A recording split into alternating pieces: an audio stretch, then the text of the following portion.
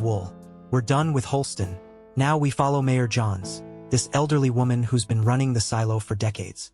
And right away, the book hits you with this beautiful metaphor about knitting. She's sitting in her plastic chair, watching the dead hills on the wall screen, and she's knitting. And she talks about how if your needles are the wrong gauge, too small, the sweater's too tight, too big, there's holes everywhere and you can see right through it. And that's basically the whole book right there. Too tight, people rebel. Too loose, the whole thing falls apart. So Jahns needs a new sheriff. Holston's dead on the hill, and she and Deputy Marnes have to pick someone. Marnes has 3 candidates, but he's pushing hard for one person. A woman named Juliette, goes by Jules. She works down in mechanical, the bottom of the silo, running the generators.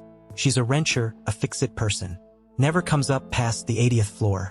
Marnes met her once when they worked a case down there, and he says she's sharp as a tack. Good with people, diplomatic but firm. Jahns looks at the file. Never married. Never taken a vacation day. A real workaholic from the deep. And Jahns thinks, you know what, let's go meet her. Not bring her up, but go down. All the way down. Marnes is like, ma'am, that's 110 floors, my knees are not what they were.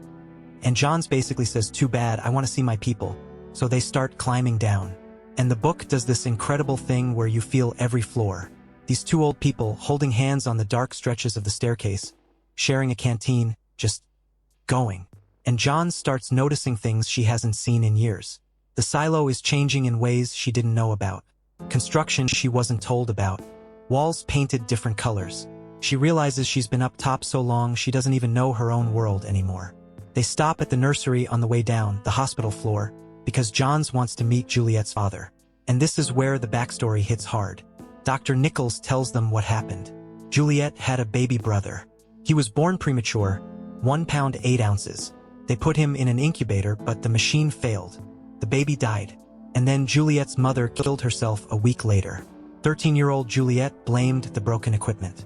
Not the doctors, not the nurses, the machine. The general state of decay, of everything slowly falling apart. And she couldn't stay. She applied to move down to mechanical 100 floors below, and she never came back. Not once in 20 years. Her father says he tries to keep up with her through colleagues, but it's all focus, focus, focus with her. And Jahns hears this and she gets it. She gets Juliette, because that's what the silo needs. Someone who fixes things. Someone who looks at decay and says, no, this isn't acceptable. They keep going down. On the 34th floor, they hit IT. And this is where the politics get ugly. Bernard, the head of IT, he's waiting for them. Short, portly, crooked teeth, and absolutely furious. He does not want Juliette as sheriff. He's got his own candidate, Peter Billings, some clerk from judicial. Bernard basically says, this girl from the pits will not do. Jahns pushes back. She says the pact is clear, it's her nomination, her choice. And Bernard looks at her and says, you think you'll outlive another sheriff? Which is basically a threat. Jahns doesn't back down. She gets the paperwork signed. Not by Bernard, he refuses, but by his assistant. And she and Marnes keep going down. They finally reach mechanical. And Juliette is not what you'd expect. She's in the middle of this massive generator refit, covered in grease, running an 18-hour shift. The whole crew is silent, watching this machine come back to life. And Juliette doesn't want the job. She's like, I have work to do here.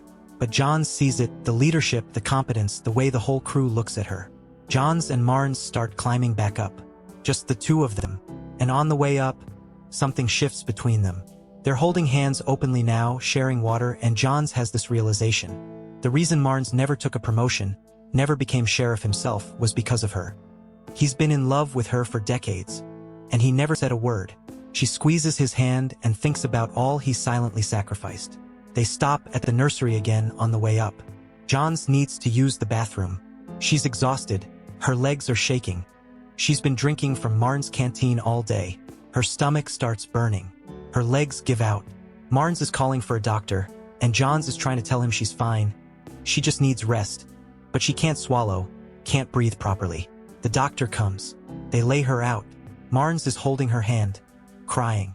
And Jahns, in her last moment of clarity, says she loves him, has loved him as long as she can remember. And then she looks at the canteen in his hand. The canteen he was carrying. The canteen she had been drinking from all day. The poison was meant for him. Someone tried to kill Deputy Marnes, and Mayor Jahns drank the water instead. She dies right there on the bench at the nursery, and the book just cuts to black. Meanwhile, down in mechanical, Juliette just finished the generator refit. The machine is humming perfectly for the first time in years.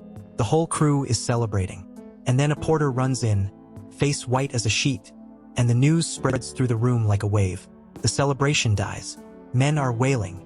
Juliette doesn't know yet what happened. She just knows that something big has fallen out of alignment. Something that has nothing to do with her generator. And that's part 2.